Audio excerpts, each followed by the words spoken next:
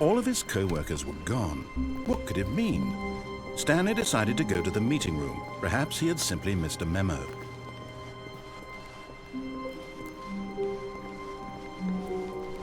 When Stanley came to a set of 2 open doors, he entered the door on his left.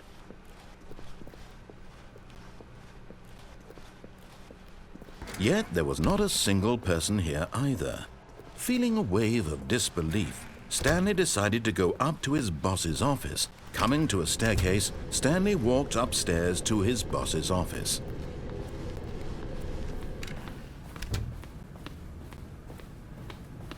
Stepping into his manager's office, Stanley was once again stunned to discover not an indication of any human life. What could it mean? Stanley wondered aloud to nobody.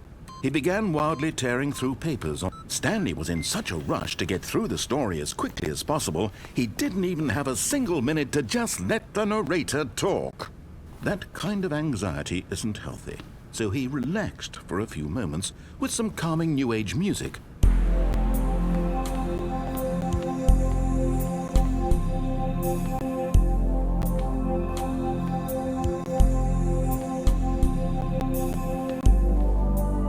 Feeling soothed and rejuvenated, Stanley calmly walked forward into the opened passageway.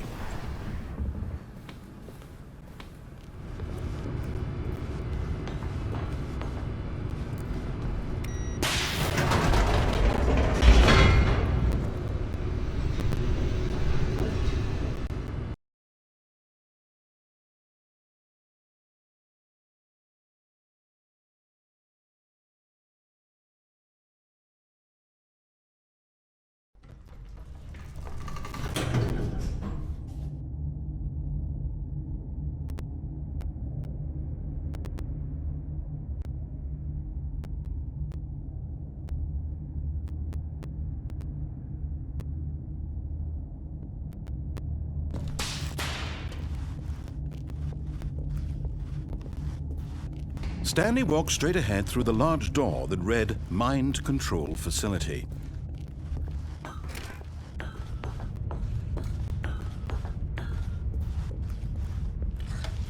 The lights rose on an enormous room packed with television screens. What horrible secret did this place hold? Stanley thought to himself.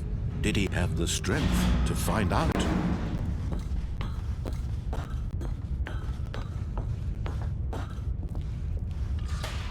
Now the monitors jumped to life, their true nature revealed. Each bore the number of an employee in the building, Stanley's co-workers. The lives of so many individuals reduced to images on a screen, and Stanley, one of them, eternally monitored in this place where freedom meant nothing.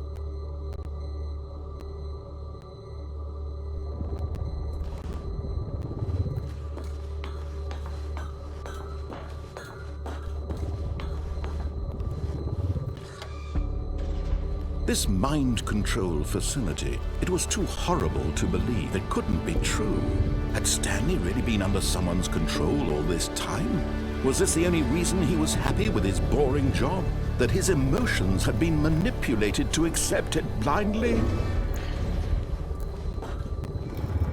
No, he refused to believe it. He couldn't accept it. His own life in someone else's control? Never! It was unthinkable, wasn't it? Was it even possible? Had he truly spent his entire life utterly blind to the world? But here was the proof, the heart of the operation.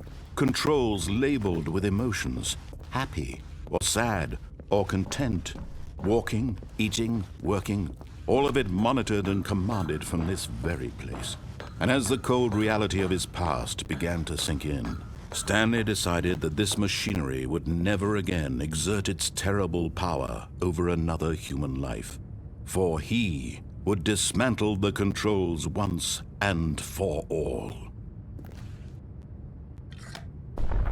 Oh, Stanley, you didn't just activate the controls, did you? After they kept you enslaved all these years, you go and you try to take control of the machine for yourself. Is that what you wanted? Control? Oh, Stanley, I applaud your effort, I really do. But you need to understand, there's only so much that machine can do. You were supposed to let it go, turn the controls off, and leave. If you want to throw my story off track, you're going to have to do much better than that. I'm afraid you don't have nearly the power you think you do. For example, and I believe you'll find this pertinent, Stanley suddenly realized he had just initiated the network's emergency detonation system. In the event that this machine is activated without proper DNA identification, nuclear detonators are sent to explode, eliminating the entire complex. How long until detonation then? Let's say 2 minutes. Now this is making things a little more fun, isn't it, Stanley? It's your time to shine. You are the star. It's your story now. Shape it to your heart's desires. Oh, this is much better than what I had in mind. What a shame we have so little time left to enjoy it. Mere moments until the bomb goes off. But what precious moments each one of them is. More time to talk about you, about me, where we're going, what all this means. I barely know where to start. What's that? You'd like to know where your co-workers are? A moment of solace before you're obliterated? All right, I'm in a good mood. You're going to die anyway. I'll tell you exactly what happened to them. I erased them. I turned off the machine. I set you free. Of course, that was merely in this instance of the story. Sometimes when I tell it, I simply let you sit there in your office forever, pushing buttons endlessly and then dying alone. Other times, I let the office sink into the ground, swallowing everyone inside, or I let it burn to a crisp. I have to say this, though, this version of events has been rather amusing. Watching you try to make sense of everything and take back the control wrested away from you, it's quite rich. I almost hate to see it go. But I'm sure whatever I come up with on the next go-around will be even better.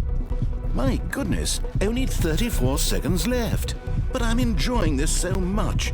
You know what? To hell with it. I'm going to put some extra time on the clock. Why not? These are precious additional seconds, Stan. Time doesn't grow on trees. Oh dear me, what's the matter, Stanley? Is it that you have no idea where you're going or what you're supposed to be doing right now? Or did you just assume when you saw that timer that something in this room was capable of turning it off? I mean, look at you. Running from button to button, screen to screen, clicking on every little thing in this room. These numbered buttons, no, these colored ones. Or maybe this big red button, or this door. Everything, anything, something here will save me. Why would you think that, Stanley? That this video game can be beaten? Won? Solved? Do you have any idea what your purpose in this place is? Stanley, you're in for quite a disappointment. But here's a spoiler for you. That timer isn't a catalyst to keep the action moving along.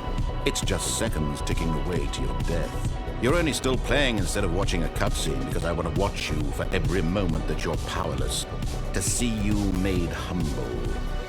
This is not a challenge, it's a tragedy. You wanted to control this world, that's fine. But I'm going to destroy it first, so you can't. Take a look at the clock, Stanley. That's 30 seconds you have left to struggle. 30 seconds until a big boom and then nothing. No ending here, just you being blown to pieces. Will you cling desperately to your frail life, or will you let it go peacefully? Another choice. Make it count, or don't. It's all the same to me, all a part of the joke. And believe me, I will be laughing at every second of your inevitable life from the moment we fade in until the moment I say, happily ever after.